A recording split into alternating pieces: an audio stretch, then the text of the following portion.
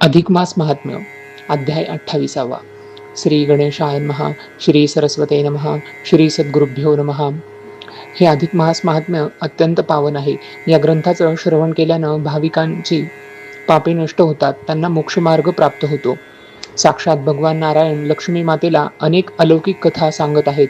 त्यापैकी आज 28व्या अध्यायात स्त्रियांचा परमधर्म, पातिव्रत्याचं महत्त्व आणि एका साध्या भिल्लिणीच्या पातिव्रत्याने अद्भुत चमत्कार कसा घडला याचं निवेदन येतं. मागील अध्यायात आपण पाहिलं की वीर नावाच्या महापापी वैश्याचा अधिक मासात श्रद्धेने केलेले नामस्मरण, मंदिर सेवा आणि स्नानाने उद्धार झाला. भगवंत भावाने प्रसन्न होतात, विधीला नव्हे तर त्यांना भाव पाहिजे असतो. आता या अध्यायात लक्ष्मी माता भगवान नारायणांना विचारते, हे देवादिदेव, स्त्रियांनी कोणतं व्रत आचरावं, त्यांना मोक्ष प्राप्त कसा करावा, या स्त्री देहाची मलिनता कशी नाहीशी होईल. यावर भगवान नारायण उत्तर देतात की स्त्रियांसाठी सर्व धर्मांमध्ये श्रेष्ठ म्हणजे पतिसेवा. पती व्यतिरिक्त कोणतेही दैवत नाही.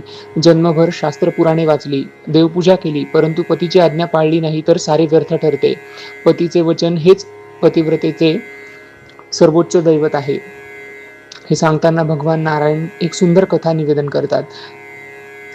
एका देशातील धर्मपुरी नगरात धर्मशर्मा नावाचा एक सात्विक संध्याशील ब्राह्मण राहत होता. तो अग्निहोत्री विप्र होता. त्याची पत्नी सुशीला ही अत्यंत परमपतिव्रता होती. दोघांचे वय जवळपास 60चे होते, परंतु त्यांना संतान नव्हते. एकदा उन्हाळ्याच्या दिवसात धर्मशर्म्याला आणि त्याच्या पत्नीला गंगा स्नानासाठी जायचं होतं. सुशिलेने यासाठी तात्काळ होकार दिला आणि ते दोघे गंगेकडे निघाले. गंगेचं निर्मळ जल पाहून धर्मशर्म्याच्या मनात कामविकार उत्पन्न झाला. त्याने पत्नीला जलक्रीडेची इच्छा बोलून दाखवली. सुशिलेने नम्रपणे सांगितले की हे गंगातीर पवित्र आहे, माध्यानीचा सूर्य डोक्यावर आहे आणि आपले असे वयही नाही. परंतु धर्मशर्मा ऐकेना. तेव्हा पतीचे वचन मोडणे पतिव्रतेला शक्य झाले नाही, योग्य नाही. या भावनेने सुशिलेने तिची इच्छा पूर्ण केली. त्याच्या परिणामी सुशिला गर्भवती राहिली आणि 9 मासांनी तिला 2 पुत्र झाले. एक नगरजन. हे पाहून नगरजन आश्चर्यचकित झाले. त्यांनी मुलांची नावे शारद आणि शांती अशी ठेवली. ती दोन्ही मुले 5 वर्षांची होताच त्यांच्या शरीराला सतत जळजळ होऊ लागली.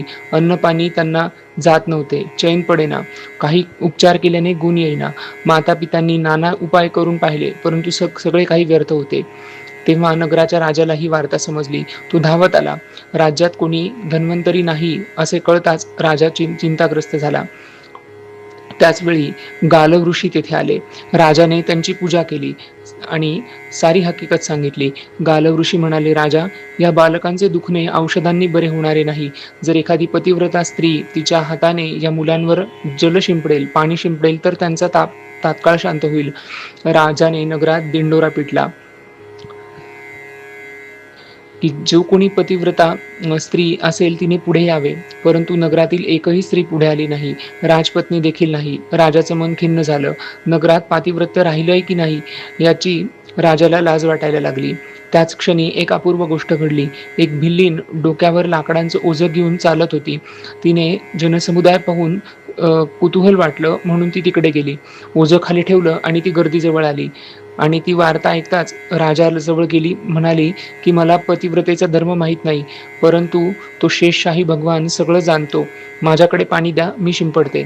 पाणी घेऊन तिने सांगितलं की हे जगन्नाथा, मी जन्मात कधीही पतीची आज्ञा मोडली नाही, परपुरुषाचा विचारही कधी मनात आणला नाही, हे सारं तुला ठाऊक आहे.